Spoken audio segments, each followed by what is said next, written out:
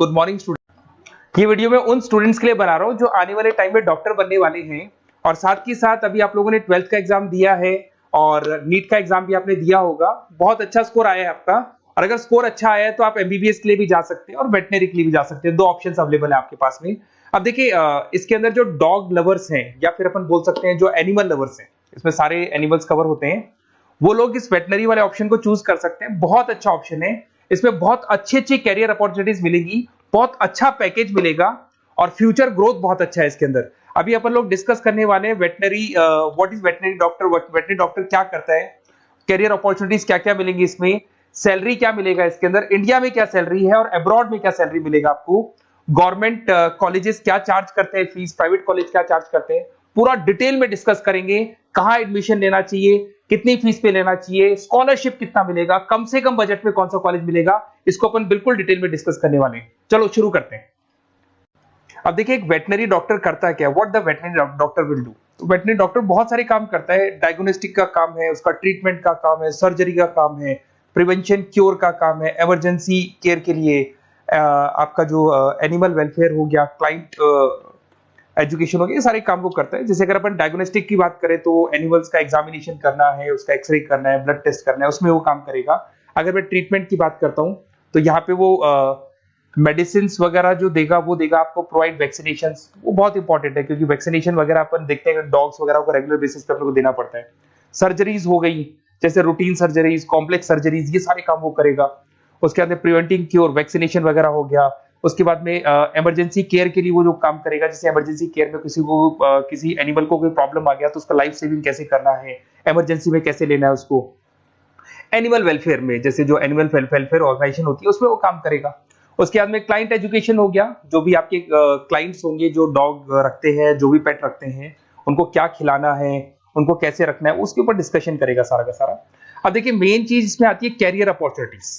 क्या career opportunities होगी, आप डॉक्टर बन जाएंगे तो डॉक्टर बनने के बाद में आपकी जॉब कहां लगेगी या फिर अपना खुद का प्राइवेट बिजनेस खोलेंगे, कैसे करेंगे आप। इसमें सबसे बढ़िया ऑप्शन है प्राइवेट क्लिनिक्स। ये लोग अपना खुद का प्राइवेट क्लिनिक खोलते हैं, small animal, large animal, mix दोनों के लिए खोल सकते हैं। तो प्राइवेट क्लिनिक के अंदर बहुत अच्छी अर्निंग है, अपन उसका जो सैलरी पार्ट है वो भी डिस्कस करेंगे नीचे।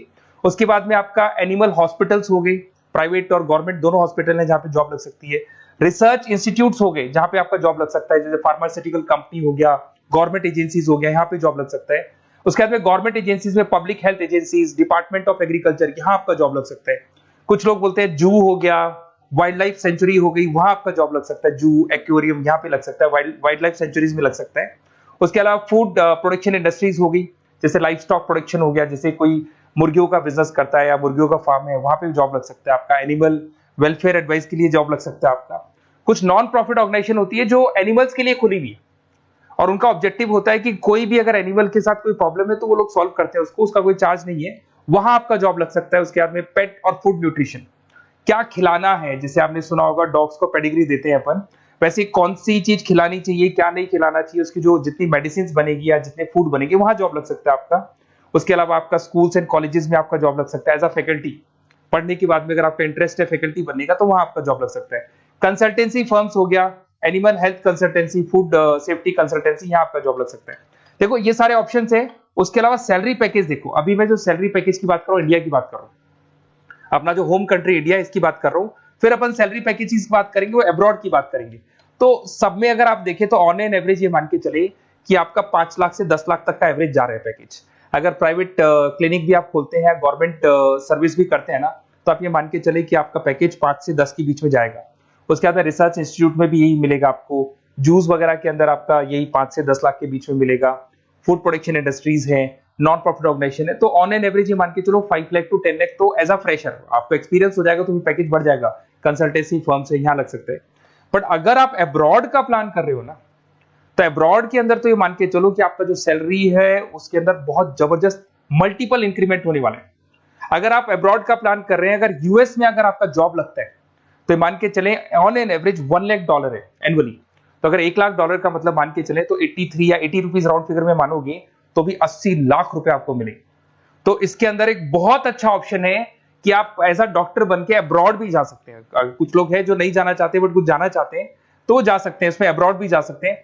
उसमें यूएस है, यूके है, ऑस्ट्रेलिया है, कनाडा है, जर्मनी है, बाकी और बहुत सारी कंट्रीज है जहां पे बहुत अच्छे अच्छे जॉब लगेंगे। ऑन एवरेज मान के चलो 80 लाख, 70-80 लाख रुपए आपको साल के मिल जाएंगे। ये सारे ऑप्शंस हैं। अब मेन चीज पे आते हैं। देखो सीधी सी बात है, अगर इसको करना है तो उसको करने के लिए नीट में स्कोर कितना चाहिए, गवर्नमेंट कॉलेज क्या मांगेगा, प्राइवेट कॉलेज क्या मांगेगा। अगर मैं गवर्नमेंट कॉलेज की बात करता हूं तो नीट में मिनिमम 450 का मार्क्स चाहिए आपको। अगर नीट में 450 मार्क्स नहीं है, प्लस आपका 12th में 50% कंपल्सरी, फिजिक्स, केमिस्ट्री, बायो से होना चाहिए, 50% होना चाहिए, और साथ के साथ नीट के अंदर 450 मार्क्स चाहिए। 5.5 साल का कोर्स है। गवर्नमेंट कॉलेज में अगर आपको मिल जाता है तो सबसे फर्स्ट ऑप्शन यही रखेंगे आप। यहां पर आपका 2 लाख रुपए फीस मान के चलो तो 8 लाख रुपए में आप ये मान लो 8-10 लाख के अंदर अंदर, मतलब मैक्सिमम 10 लाख का खर्चा मान के चलो, इसके अंदर अंदर आपका कंप्लीट कोर्स हो जाएगा अगर गवर्नमेंट कॉलेज मिलता है।